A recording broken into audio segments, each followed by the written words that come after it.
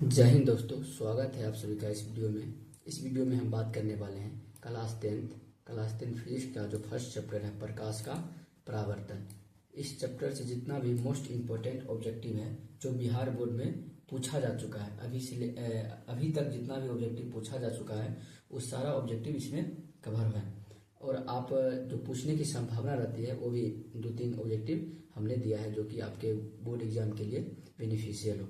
तो चलिए शुरू करते हैं। उम्मीद करते हैं आप लोग शुरू से लेकर अंत तक इस वीडियो को देखेंगे तो आपको बहुत उपयोगी होगा। तो शुरू करते हैं। चलिए, फर्स्ट क्वेश्चन कह रहा है कि इस वीडियो में 20 टॉप मोस्ट ऑब्जेक्टिव है, तो आप लोग ध्यान से देखना है कि जितना भी ऑब्जेक्टिव बताएंगे वो कहीं ना कहीं बिहार बोर्ड में पूछा जा चुका है और या तो पूछने की संभावना एक ही दो ऐसा ऑब्जेक्टिव है जो पूछने की हमें लगता है संभावना है, तो वो भी मतलब हमने दिया है, और नहीं तो सारा का सारा ऑब्जेक्टिव बिहार बोर्ड में पूछा जा चुका है। तो फर्स्ट क्वेश्चन देखते हैं। फर्स्ट क्वेश्चन कह रहा है, ध्यान से देखना। फर्स्ट क्वेश्चन कह रहा है दर्पण सूत्र निम्न में से कौन सा है। ये बहुत इंपॉर्टेंट है क्योंकि अगर आप प्रकाश का परावर्तन करते हैं तो इसमें से सबसे ऑब्जेक्टिव इंपॉर्टेंट बनता है दर्पण सूत्र। दर्पण सूत्र कह रहा है कि निम्न में से कौन सी है। पहला ऑप्शन देखिए, पहला कह रहा है निम्न में से कौन सी है। पहला ऑप्शन कह रहा है, ध्यान से देखना है, पहला ऑप्शन देखना है कि कह रहा है कि 1/v, क्या कह रहा है 1/v बराबर जो है 1/f प्लस 1/u होता है, या ऑप्शन नंबर बी कह रहा है 1/f बराबर 1/v माइनस 1/u होता है। ऑप्शन नंबर सी कह रहा है 1/f बराबर 1/v प्लस 1/u होता है, या डी कह रहा है इनमें से कोई नहीं। तो आप सभी जानते होंगे दर्पण सूत्र जो होता है 1/f बराबर 1/v प्लस 1/u होता है। तो इसका राइट आंसर क्या हो जाएगा, ऑप्शन नंबर सी इसका राइट आंसर हो जाएगा, क्योंकि दर्पण सूत्र में प्लस लगता है, इसलिए पहले तो ये ऑप्शन गलत हो जाएगा। इसमें क्या लगा है, माइनस लगा है, इसमें माइनस लगा इसलिए गलत होगा। डी तो होगा नहीं, बच गया ए और बी। ए और बी में 1/f बराबर होता है, ना कि 1/v बराबर होता है। तो इसका राइट आंसर क्या हो जाएगा, सी इसका राइट आंसर हो जाएगा। नेक्स्ट क्वेश्चन के ऊपर बढ़ेंगे। 2 नंबर जो क्वेश्चन कह रहा है कि दर्पण कितने प्रकार के होते हैं। दर्पण कितने प्रकार के होते हैं, एकदम इजी क्वेश्चन है। आप जानते हैं दर्पण कितने प्रकार के होते हैं। दर्पण जो है कितने प्रकार के होते हैं बताइए। दर्पण जानते होंगे 2 प्रकार के होते हैं। कितने प्रकार के होते हैं, 2 प्रकार के।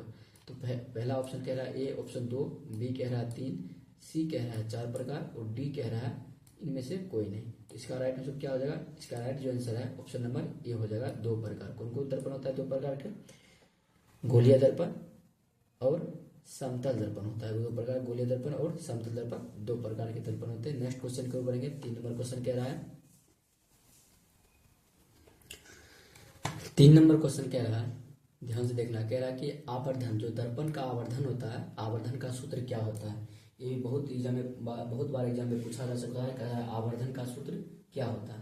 आवर्धन जिसको हम m से सूचित करते हैं, कह रहा है m बराबर v/u होता है, या बी नंबर कह रहा है m बराबर माइनस v/u होता है, सी कह रहा है m बराबर u/v होता है, डी कह रहा है m बराबर माइनस u/v होता है। इसका राइट आंसर हो जाएगा जो m बराबर एक्चुअल में फॉर्मूला होता है उसका क्या होता है, m बराबर होता है माइनस v/u होता है। इसका राइट आंसर क्या हो जाएगा, ऑप्शन नंबर बी, m बराबर क्या होगा माइनस v/u। आवर्धन जो कहते हैं प्रतिबिंब दूरी बटा वस्तु दूरी। इसका राइट आंसर क्या होगा, ऑप्शन नंबर बी इसका राइट आंसर होगा। 4 नंबर क्वेश्चन जो है, नेक्स्ट क्वेश्चन कह रहा है कि देखना, ध्यान से देखना। कह रहा है कि वस्तु दूरी हमेशा होती है, वस्तु दूरी जो है दर्पण के सामने जो वस्तु रखी रहती है उसकी दूरी जो हमेशा किसमें नोट की जाती है, गिनी जाती है। वस्तु दूरी हमेशा किसमें होती है, कह रहा है धनात्मक होती है। ये नंबर ऑप्शन कह रहा है धनात्मक होगी, या बी में कह रहा है धनात्मक या ऋणात्मक दोनों होगी, सी में कह रहा है ऋणात्मक होगी, या डी में कह रहा है इनमें से कोई नहीं। तो आप जानते होंगे जो वस्तु दूरी होती है हमेशा क्या होती है, ऋणात्मक होती है। क्या होती है, ऋणात्मक होती है। इसका राइट आंसर क्या हो जाएगा, ऑप्शन नंबर सी में है, क्या है ऑप्शन नंबर सी, क्या है ऋणात्मक। इसका आंसर हो जाएगा क्या हो जाएगा, ऑप्शन नंबर सी इसका राइट आंसर हो जाएगा। क्या हो जाएगा, option number C. Next question के ऊपर 5 नंबर क्वेश्चन क्या कह रहा है, देखना है। 5 नंबर क्वेश्चन देखिए, कह रहा है साइड मिरर, साइड मिरर के रूप में, इसको हिंदी में कहते हैं पश्च दृश्य दर्पण। साइड मिरर के रूप में किस दर्पण का उपयोग किया जाता है। साइड मिरर जो है मतलब पश्च दृश्य दर्पण के रूप में किस दर्पण का उपयोग किया जाता है। बहुत ही इंपॉर्टेंट क्वेश्चन है, अब बिहार बोर्ड का सबसे फेवरेट क्वेश्चन है इस अध्याय से। कहता है साइड मिरर के रूप में किसका उपयोग किया जाता है, आप बताइए। अवतल दर्पण का उपयोग किया जाएगा, या बी कह रहा है उत्तल दर्पण का उपयोग, या सी कह रहा है समतल दर्पण, या डी कह रहा है सभी। इसका राइट आंसर क्या होगा, जो साइड मिरर का वाहन के जो बगल में आईना लगा रहता है यानी मिरर दर्पण लगा रहते हैं कौन होता है? उत्तल दर्पण का राइट आंसर क्या हो जाएगा? ऑप्शन नंबर बी इसका राइट आंसर हो जाएगा। क्यों? यहाँ उत्तल होगा तो होगा तो इसका राइट आंसर क्या होगा? उत्तल दर्पण। क्या होगा? उत्तल दर्पण। नेक्स्ट क्वेश्चन को बढ़ेंगे। 6 नंबर क्वेश्चन कह रहा है, ध्यान से देखना है। 6 नंबर क्वेश्चन कह रहा है फोकस जो एफ है वक्रता त्रिज्या की क्या होती है? जो वक्रता त्रिज्या की क्या होती है? फोकस एफ वक्रता त्रिज्या की दोगुनी होती है या आधी होती है या बराबर होती है? एफ मतलब फोकस दूरी क्या होती है वक्रता त्रिज्या की? आधी होती है। क्या होती है वक्रता त्रिज्या की? आधी। तो इसका राइट आंसर क्या हो जाएगा? ऑप्शन नंबर बी इसका राइट आंसर हो जाएगा कि वक्रता फोकस जो है वक्रता त्रिज्या की आधी होती है। नेक्स्ट क्वेश्चन को बढ़ेंगे। 7 नंबर क्वेश्चन कह रहा है कि हजामती दर्पण, बहुत इंपॉर्टेंट क्वेश्चन ये भी है, आप सभी को पता भी होगा। हजामती दर्पण के रूप में, हजामती दर्पण के रूप में किस दर्पण का उपयोग किया जाता है? जो हजामती यानी शेविंग मिरर है जिसको हमें मतलब दाढ़ी बनाने में उपयोग करते हैं, केस बनाने में उपयोग करते हैं, उस किस दर्पण का उपयोग किया जाता है? ऑप्शन ए में कह रहा है अवतल दर्पण का उपयोग होगा, या बी में उत्तल दर्पण होगा, या सी में कह रहा है समतल दर्पण, और डी में कह रहा है नन ऑफ दीज नॉट। इसका राइट आंसर जो होगा हजामती दर्पण का उपयोग जो है अवतल दर्पण के रूप में करते हैं, अवतल दर्पण के द्वारा ही किया जाता है। इसका राइट आंसर क्या हो जाएगा? ऑप्शन नंबर ए इसका राइट आंसर हो जाएगा। क्या हो जाएगा ऑप्शन नंबर? इसका जो राइट आंसर क्या हो जाएगा? ऑप्शन नंबर ए इसका राइट आंसर हो जाएगा। तो इसका राइट आंसर ए हो जाएगा। क्या हो जाएगा? ए अवतल दर्पण का उपयोग हजामती दर्पण के रूप में करते हैं। नेक्स्ट क्वेश्चन की ओर बढ़ेंगे। 8 नंबर क्वेश्चन देखना है। कह रहा है कि फोकस और वक्रता त्रिज्या, क्या कह रहा है? फोकस और वक्रता त्रिज्या के बीच संबंध है। तो बताइए फोकस और वक्रता त्रिज्या के बीच संबंध जो है क्या है?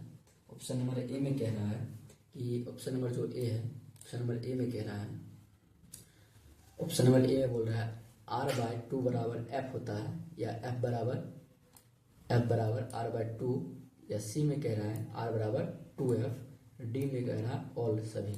तो जो फोकस और वक्रता त्रिज्या है इसके बीच संबंध क्या होता है? ये देखिए ऑप्शन नंबर ए जो है, ऑप्शन नंबर जो ए है क्या है? ऑप्शन नंबर ए r/2 बराबर एफ, यानी जो एफ है वक्रता त्रिज्या क्या है? आधा है। तो सेम ऑप्शन नंबर ए और ऑप्शन नंबर बी दोनों सेम ही है, बराबर दोनों है। एफ को सिर्फ क्या किया इधर इस पार कर दिया, क्योंकि बराबर है दोनों इसलिए एफ को क्या किया इस पार कर लिया गया है। तो क्या है? एफ को सिर्फ इस पार कर लिया गया। तो ये ऑप्शन ए और बी क्या है? दोनों इक्वल ही है। और सी में कह रहा है कि सी बराबर जो होता है सी, ऑप्शन नंबर सी में जो है कह रहे हैं r बराबर 2f, नहीं जो r है क्या है? r मतलब फोकस की आधी, यानी मतलब या जो f है वक्रता त्रिज्या क्या होती है? दोगुनी होती है। r बराबर 2f होगा, क्योंकि जब आप जो 2 है बट्टा में है 2, यहाँ देख रहे हैं। ऑप्शन नंबर ए में देखिए ध्यान से, ऑप्शन नंबर ए में जो 2 है यह क्या है? बट्टा में नहीं है। जब इसको बराबर को पार ले जाएंगे क्या बट्टा मतलब गुना बदल जाएगा, इसलिए r बराबर 2f, ये भी क्या है? सही है। इसका राइट आंसर क्या हो जाएगा? डी हो जाएगा। इसका राइट आंसर क्या हो जाएगा? डी। ऑप्शन नंबर डी इसका राइट आंसर हो जाएगा। नेक्स्ट क्वेश्चन पे बढ़ेंगे। 9 नंबर क्वेश्चन कह रहा है, 9 नंबर क्वेश्चन देखिए, कह रहा है कि 9 नंबर क्वेश्चन कह रहा है कि हमेशा किस दर्पण में, हमेशा क्या कह रहा है? हमेशा जो है किस दर्पण में आभासी प्रतिबिंब बनता है? ऐसा कौन सा दर्पण है जो ऑलवेज क्या बनता है? वर्चुअल इमेज यानी आभासी प्रतिबिंब बनाता है, यानी काल्पनिक प्रतिबिंब बनाता है। ऐसा कौन सा दर्पण है जो हमेशा काल्पनिक प्रतिबिंब बनाएगा? आप लोग जानते हो ऐसा कौन दर्पण है? उत्तल दर्पण। तो ऑप्शन देखिए उत्तल दर्पण नहीं होगा। क्या होगा? उत्तल दर्पण नहीं होगा। बी में कह रहा है उत्तल दर्पण है, ये यस ये राइट हो जाएगा, क्योंकि आभासी दर्पण जो है आभासी प्रतिबिंब हमेशा उत्तल ही बनाता है। सी में कह रहा है समतल दर्पण, समतल दर्पण भी बनाता है। ऑप्शन अच्छा से पढ़िए क्या होगा? समतल दर्पण भी आभासी प्रतिबिंब बनाता है। ऑप्शन कह रहा है ए एंड बी दोनों। इसका राइट आंसर क्या हो जाएगा? समतल दर्पण जो है ये भी क्या करता है? आभासी प्रतिबिंब हमेशा बनाता है। इसका राइट आंसर हो जाएगा डी होगा। यहाँ पे टाइपिंग मिस्टेक है, इसको कहना चाहिए बी और सी दोनों। क्या होना चाहिए? बी और सी दोनों होना चाहिए। क्या होना चाहिए? बी और सी दोनों। क्या होना चाहिए? बी और सी दोनों होना चाहिए। इसका राइट आंसर क्या हो जाएगा? डी हो जाएगा। मतलब जो उत्तल दर्पण है वो आभासी प्रतिबिंब बनाता है, और समतल दर्पण जो है ये भी ऑलवेज क्या बनाती है? आभासी प्रतिबिंब बनाती है। इसका राइट आंसर क्या होगा? डी, यानी बी उत्तल दर्पण भी होगा और सी मतलब समतल दर्पण भी होगा। इसका राइट आंसर क्या हो जाएगा? डी, बी और सी दोनों। नेक्स्ट क्वेश्चन को बढ़ेंगे। 10 नंबर क्वेश्चन कह रहा है, ध्यान से देखना। 10 क्वेश्चन 10 नंबर कह रहा है कौन सा दर्पण वास्तविक और आभासी प्रतिबिंब दोनों बना सकता है। ऐसा कौन सा दर्पण है जो क्या कर सकता है, क्या कर सकता है, वास्तविक और आभासी दोनों तरह के प्रतिबिंब बना सकता है। ऐसा कौन दर्पण है, ऐसा एक ही दर्पण है जो क्या है, अवतल दर्पण है, जो क्या करता है वास्तविक और अवतल दर्पण। इसका क्या होगा राइट आंसर, अवतल और उत्तल दर्पण नहीं होगा। ऑप्शन में ए में दिया है अवतल और उत्तल दर्पण, ये नहीं होगा। बी में कह रहा है उत्तल दर्पण, ये भी नहीं होगा। सी में कह रहा है अवतल, क्या कह रहा है अवतल। ऐसा अवतल ही दर्पण है जो क्या कर सकता है, जो वास्तविक भी प्रतिबिंब बना सकता है और काल्पनिक भी प्रतिबिंब बना सकता है। तो इसका राइट आंसर केवल और केवल सी हो जाएगा। क्या हो जाएगा सी। ये क्यों नहीं होगा, क्योंकि इसमें अवतल तो होगा लेकिन बट उत्तल जो है वास्तविक प्रतिबिंब नहीं बनाता है। बी क्यों नहीं होगा, बी क्या है, बी क्या है, ये भी हमेशा आभासी ही प्रतिबिंब बनाता है और डी भी नहीं होगा। समतल भी क्या करता है, आभासी ही प्रतिबिंब बनाता है, इसलिए ये भी नहीं होगा। इसका राइट आंसर होगा अवतल। अवतल ही वास्तविक और आभासी प्रतिबिंब बना सकता है। चलिए 12 नंबर क्वेश्चन देखते हैं। 12 नंबर क्वेश्चन कह रहा है वायु में प्रकाश की चाल कितनी होती है। जो वायु है, वायु में प्रकाश चाल कितनी होती है। ऑप्शन देखिए, कह रहा है 3 × 10⁸ मीटर प्रति सेकेंड, या कह रहा है 2 × 2.5 × 10⁸ मीटर प्रति सेकेंड, या सी में कह रहा है 2 × 10⁸ मीटर प्रति सेकेंड, डी कह रहा है इनमें से कोई नहीं। इसका राइट आंसर क्या हो जाएगा, 2 × 10⁸ मीटर प्रति सेकेंड। इसका राइट आंसर ए हो जाएगा। क्या होगा ए, 3 × 10⁸ मीटर प्रति सेकेंड स्क्वायर। नेक्स्ट क्वेश्चन की ओर बढ़ेंगे। 13 नंबर क्वेश्चन कह रहा है कि कह रहा है किस दर्पण का परावर्तक सतह धसा होता है। तो बताइए आप, इसका क्या होगा आंसर, किस दर्पण का परावर्तक सतह धसा होता है। तो ऑप्शन नंबर ए कह रहा है उत्तल दर्पण का परावर्तक सतह धसा होता है, या समतल दर्पण का परावर्तक सतह धसा होता है, या अवतल दर्पण का। सी में क्या, डी में कह रहा है सभी। तो परावर्तक सतह धसा सिर्फ अवतल दर्पण का होता है। किसका होता है, अवतल दर्पण। तो अवतल दर्पण किसमें है, ऑप्शन नंबर सी में है अवतल दर्पण। अवतल दर्पण का क्या होता है, परावर्तक सतह धसा होता है, इसलिए इसका राइट आंसर हो जाएगा सी। क्या हो जाएगा सी। नेक्स्ट क्वेश्चन को बोलेंगे। 14 नंबर क्वेश्चन कह रहा है, ध्यान से देखना है। 14 नंबर क्वेश्चन क्या कह रहा है, 14 नंबर क्वेश्चन कह रहा है कि गोलीय दर्पण कितने प्रकार के होते हैं। जो गोलीय दर्पण कितने प्रकार के होते हैं, या 2 प्रकार के होते हैं। कितने प्रकार के होते हैं आप लोग जानते हैं, गोलीय दर्पण कितने प्रकार के होते हैं, 2 प्रकार के। इसका राइट आंसर क्या हो जाएगा ए। गोलीय दर्पण कौन कौन प्रकार के होते हैं, एक अवतल दर्पण होता है, एगो उत्तल दर्पण होता है। तो गोलीय दर्पण कितने प्रकार के होते हैं, 2 प्रकार का। आपसे पूछे कौन कौन, एक तो बोलना है कनकेव मिरर और कन्वेक्स मिरर। तो अवतल दर्पण और उत्तल दर्पण। तो नेक्स्ट क्वेश्चन की ओर बढ़ेंगे। ये 14 नंबर, इसमें कुल 20 ऑब्जेक्टिव है जो कि आप 14 तक कर चुके हैं। 15 नंबर क्वेश्चन देखना है। 15 नंबर क्वेश्चन देखना है, कह रहा है कि 15 नंबर जो क्वेश्चन है, कह रहा है कि अगर कोई बीम यानी वस्तु ध्रुव और फोकस के बीच, क्या है, यदि कोई वस्तु ध्रुव और फोकस के बीच रखा हो तो उसका प्रतिबिंब कहाँ बनेगा। ऐसा कोई इमेज जो है, क्या ऐसा कोई ऑब्जेक्ट जो है, वस्तु जो है, अगर ध्रुव और फोकस के बीच रखा हो, कहाँ रखा हो, ध्रुव और फोकस के बीच के साइड में कहाँ बनेगा, एफ पर बनेगा, नहीं एफ पर नहीं बनेगा। सी पर बनेगा, सी पर भी नहीं बनेगा। सी और एफ के बीच बनेगा, नहीं। जब सी और एफ के बीच का बनता है, जब सी के क्या रहती है, बाहर रहती है, कहाँ बनती है, सी और एफ के बीच बनती है। डी में दर्पण के पीछे, एकदम सही है। क्या है, दर्पण के पीछे बनता है। जब ध्रुव और एफ के बीच रहे तो कहाँ बनता है, दर्पण के पीछे बनता है। क्या बनता है, दर्पण के पीछे। तो इसका राइट आंसर क्या हो जाएगा, डी हो जाएगा। क्या हो जाएगा, डी। मतलब ध्रुव और एफ के बीच रहे कोई वस्तु तो दर्पण के पीछे ही प्रतिबिंब बनता है, अवतल दर्पण के केस, अवतल दर्पण के केस में। ठीक है, नेक्स्ट क्वेश्चन बढ़ेंगे। 16 नंबर क्वेश्चन कह रहा है कि 16 नंबर कह रहा है किस दर्पण का फोकस अनंत पर होता है। ये भी एग्जाम में पूछा जा चुका है क्वेश्चन, किस दर्पण का फोकस अनंत पे होता है। तो आपका आंसर देखिए, कह रहा है अवतल दर्पण का फोकस अनंत होगा, या समतल दर्पण का फोकस, या उत्तल दर्पण का फोकस अनंत होगा, या सी इनमें से कोई नहीं। इसका राइट आंसर हो जाएगा समतल दर्पण। क्या हो जाएगा, समतल दर्पण जो होता है, प्लेन मिरर, इसका क्या होता है, फोकस जो होती है अनंत होती है। कहाँ होती है, अनंत पे होती है, इन्फिनाइट पे होती है। 17 नंबर क्वेश्चन देखना है। 17 नंबर क्वेश्चन कह रहा है प्रकाश के परावर्तन के कितने नियम होते हैं। बहुत इजी क्वेश्चन है, सब लोग जानते हैं। प्रकाश के परावर्तन कितने नियम होते हैं, 2 नियम होते हैं। कितने नियम होते हैं, 2। इसको याद भी करना, ये एग्जाम पोर्टल बहुत ही इंपॉर्टेंट रहता है, पूछने की संभावना रहता है कि प्रकाश के परावर्तन के कितने नियम होते हैं। तो 18 नंबर क्वेश्चन बढ़ते हैं। 18 नंबर क्वेश्चन कह रहा है कि निम्न में से किस माध्यम में प्रकाश की चाल अधिकतम होती है। निम्न में से किस माध्यम में प्रकाश चाल अधिकतम होती है।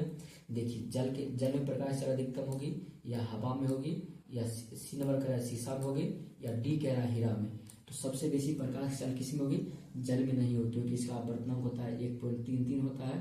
हवा में क्या होता है, 1 होता है अपवर्तनांक। शीशा का 1.5 होता है, और हीरा का 2.4 होता है। जिसका अपवर्तनांक कम होगा उसमें प्रकाश चाल सबसे अधिक चलेगी। तो यह क्या होगा, हवा होगा। क्या होगा इसका answer, B. Option number B जो है हवा, एयर में क्या होती है, लाइट क्या होती है, स्पीड में, बहुत स्पीड चलती है, मतलब प्रकाश चाल बहुत तेजी से चलती है, किसमें, हवा में। इसका राइट आंसर बी हो जाएगा। नेक्स्ट क्वेश्चन की ओर बढ़ेंगे। 19 नंबर क्वेश्चन कह रहा है कि सौर कुकर के लिए कौन सा दर्पण सर्वाधिक उपयुक्त है।